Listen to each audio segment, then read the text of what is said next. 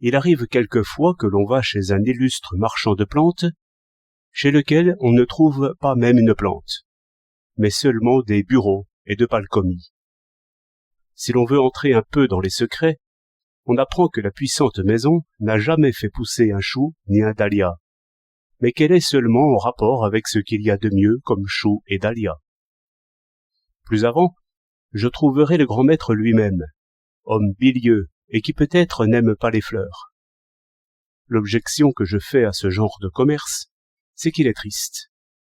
Celui qui gagne des millions ainsi est disposé à les jouer au casino.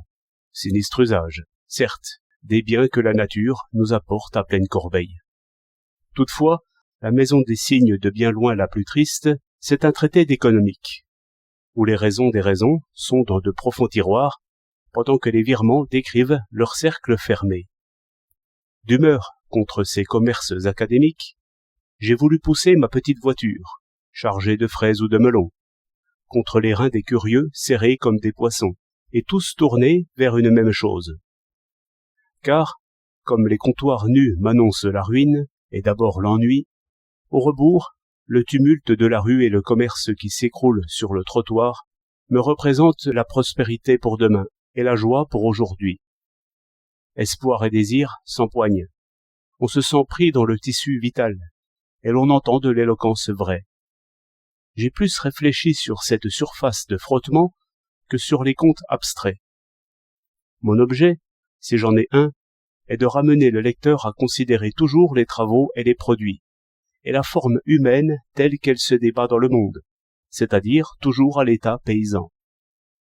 Quant aux changeurs, escompteurs, peseurs d'or et diseurs de droit, j'aurais voulu me passer de leur visage pharmaceutique, mais on ne le peut pas tout à fait. Le plaisant, c'est qu'eux me liront, et les autres non. Car tout changeur rêve de finir à la campagne, et tout paysan envie l'état de notaire. Les préjugés, rustiques ou non, ne trompent point si l'on s'en sert comme de lunettes. Peut-être y a-t-il des moments où il faut secouer la routine paysanne, ce qui est célébrer le chèque et le coupon. En d'autres temps, il faut penser poulet, poireaux et camembert. En tout temps, il faut que l'animal métaphysicien soit secoué de son rêve et rendu à la doctrine contraire. Ce qui ne peut se faire dans les temples, où chacun ne trouve jamais que son idée fixe. Ce qui en revanche se fera très bien dans la cohue même, si chacun pousse sa petite voiture à idées et invente le cri qui lui convient. C'est ce que j'essaie. Alain, le 21 juin 1934.